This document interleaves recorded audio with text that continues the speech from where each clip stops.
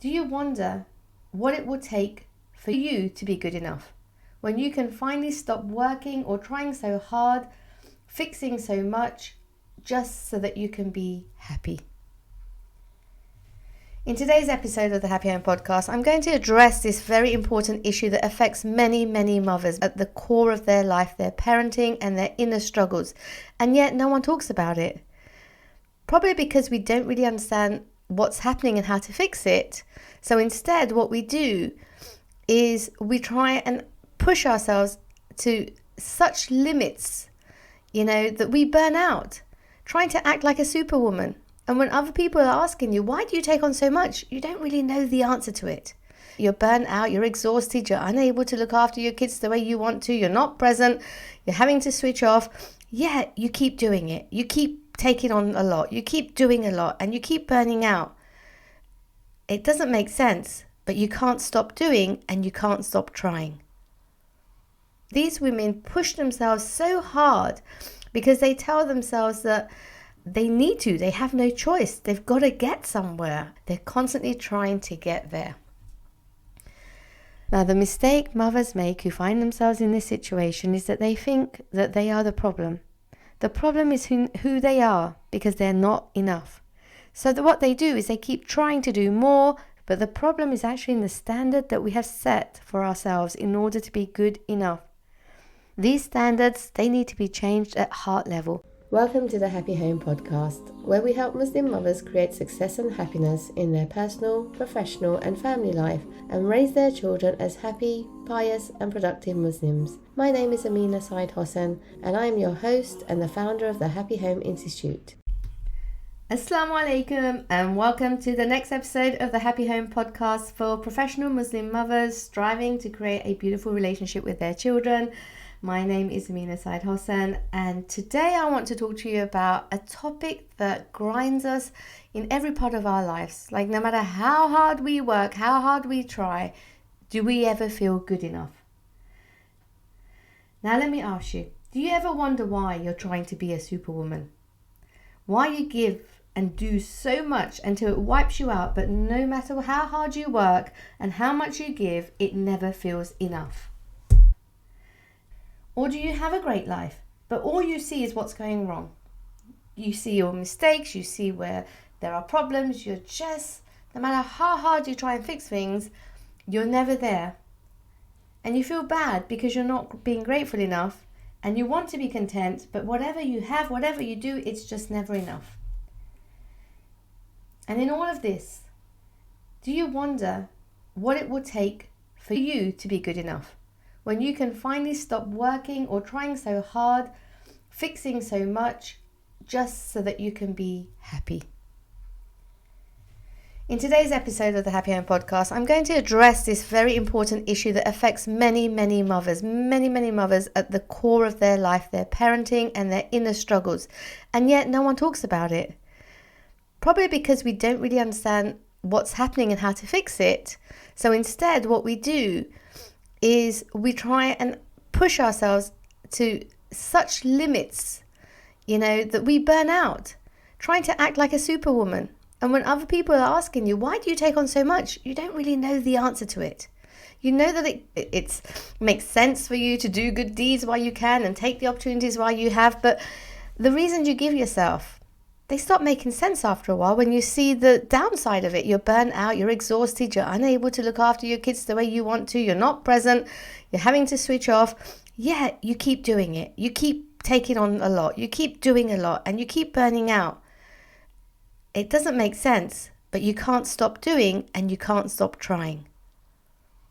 The greatest casualty from living like this is first yourself, because you put an immense amount of pressure on yourself, and second, your children, because you know that you're not able to give them the best of yourself. Now, this is something that I deal with very frequently in a Happy Home School of Parenting, because what I do is I help professional Muslim mothers who live a life that they're constantly burning out and yet still can't seem to say no, feeling exhausted and lashing out at their loved ones because they're so tired. I help them to take the journey to becoming calm, content, mothers who are living a balanced life, taking care of themselves and their children, not feeling tired anymore, and still able to do what they love and be productive and feel happy that they're not having to push themselves anymore.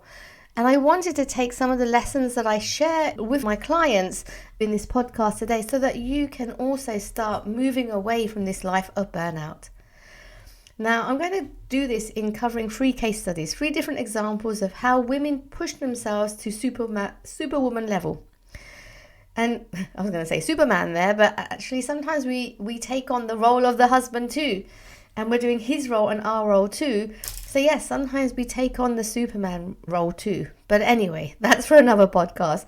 So in sharing these case studies with you today, what you'll see is a common theme that these women push themselves so hard because they tell themselves that they need to, they have no choice, they've got to get somewhere. And where is that? A standard that they've set for themselves, a standard that they've had for a long time, that if they reach it, it will make them feel like they're accomplished, like they're good enough, they're okay as they are, they're who they should be.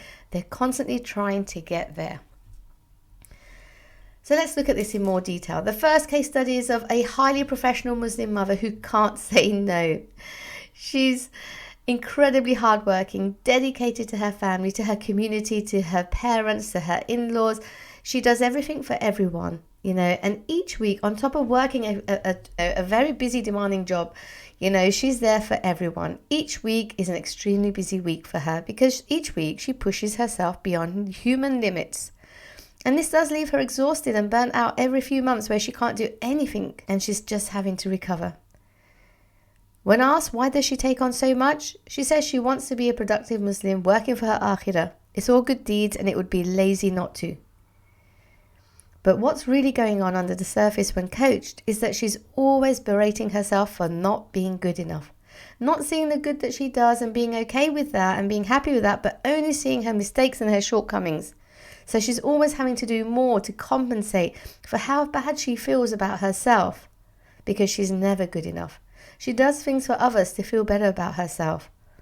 And yes, they appreciate her for a few moments, but then because she finds another mistake and another reason, another shortcoming and flaw, she goes back to berating herself.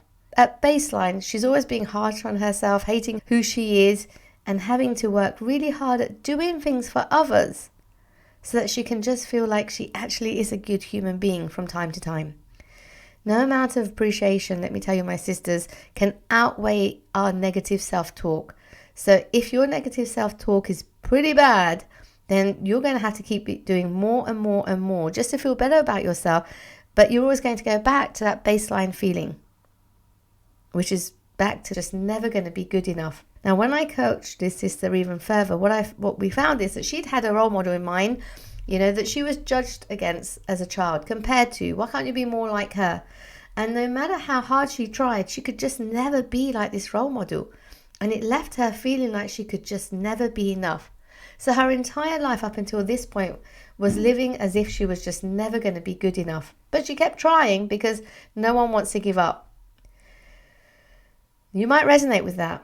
Or you might resonate with case study number 2, which is the homeschooling mum who cooks 6 dishes for her family's dinner by 5 a.m. and she works on top. This second case study relates to a super mum who gets up at 5 a.m. She cooks, numerous amount of dishes for her family when one would do, and she cooks for her in-laws and there's always food in her house. And that's before her kids wake up, and she homeschools them, supports them through their Hifz and Islamic studies journey, as well as their academic studies, keeping her family together, keeping her husband's family together, helping everyone with whatever they struggle with, in addition to working and having her own business. Yet, as exhausted as that sounds, she's still cheerful and bubbly through it all. She represents a modern day superwoman to her friends who say to her, why do you do so much?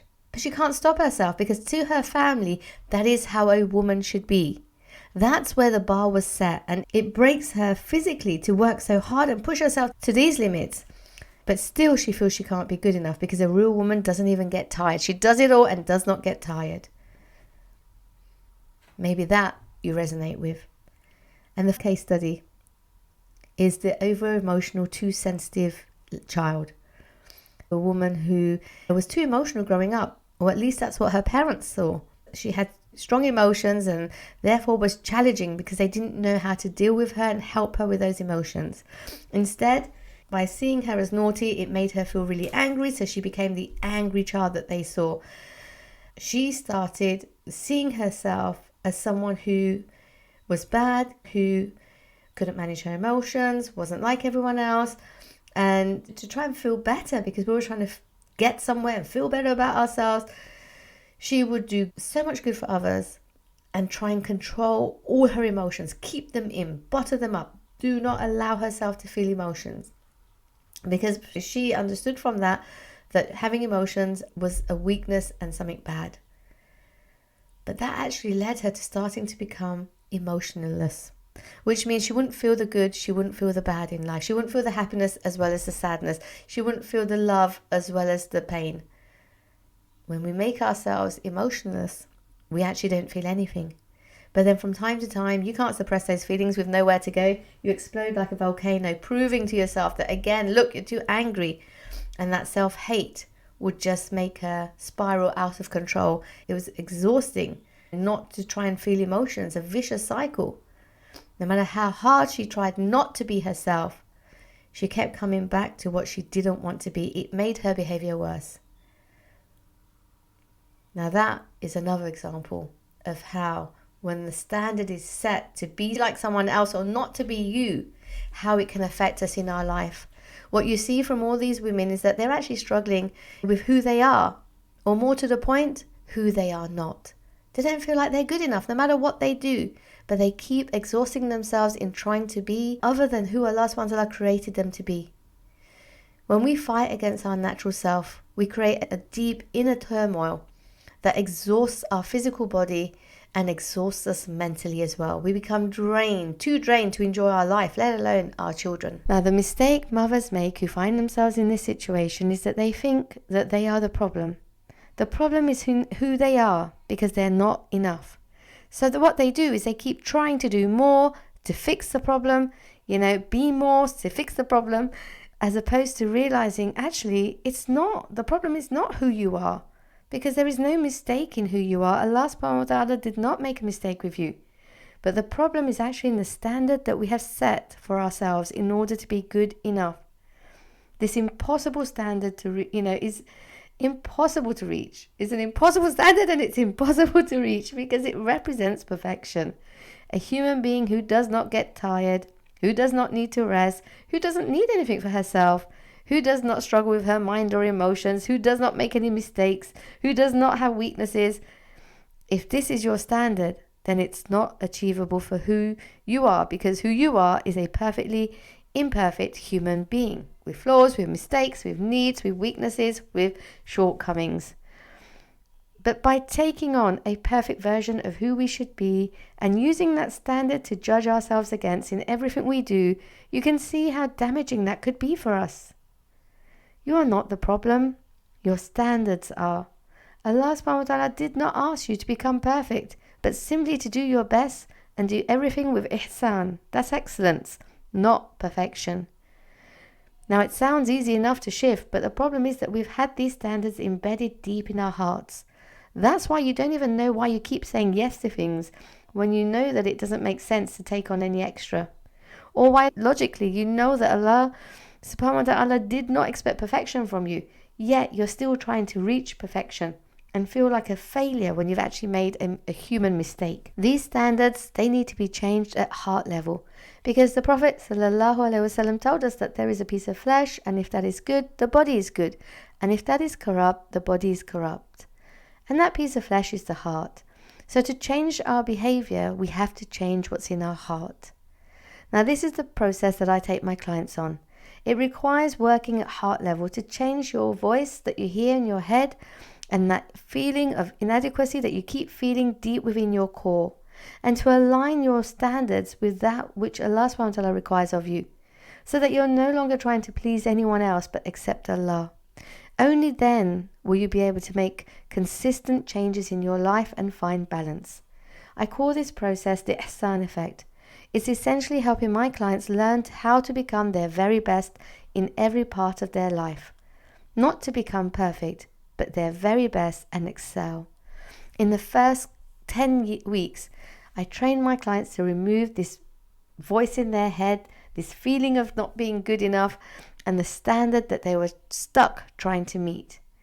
When this happens, the professional Muslim mothers that I work with find balance in what they do and contentment in who they are. They go from feeling like they will never be good enough to becoming happy with who they are. The chase is over. They can live their life striving to be the best they can be without trying to be someone who they're not. They leave that internal torture behind and physical burnout for a life that they love. And when you take this journey, you will find yourself suddenly waking up feeling an immense boost of energy and motivation to get out of bed and start your day because you love your life. It just keeps getting better and better. It enables you to start doing the things you've always wanted to do for yourself. You'll feel like you've been given a new lease of life. Imagine how great you'll feel, how great you'll look, how much you'll smile when you're finally feeling like you've got there and you're good enough now and you can peacefully go on and live your life. And that's not enough.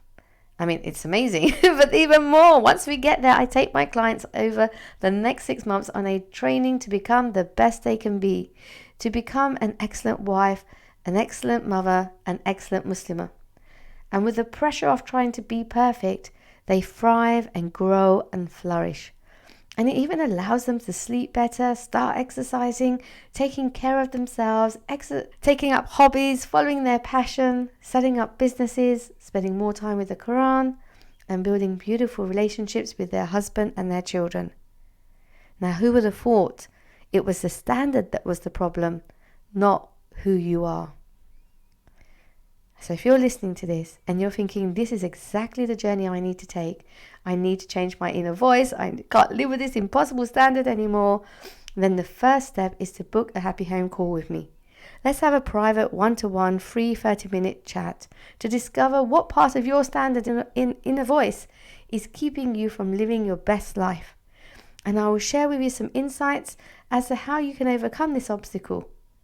And if it makes sense, I'll extend an invitation for us to work together. You will love how light, motivated, and re-energized you feel even just after 30 minutes on this call. So book the call. Let's make the change and finally feel good enough to live your life. The link for the Happy Home call below or above this podcast, depending on where you're listening. Until next time. We'll leave it there. سبحانك اللهم وبحمدك أشهد أن لا إله إلا أنت أستغفرك وأتوب إليك. Assalamu alaikum rahmatullahi wa barakatuh. Until next time.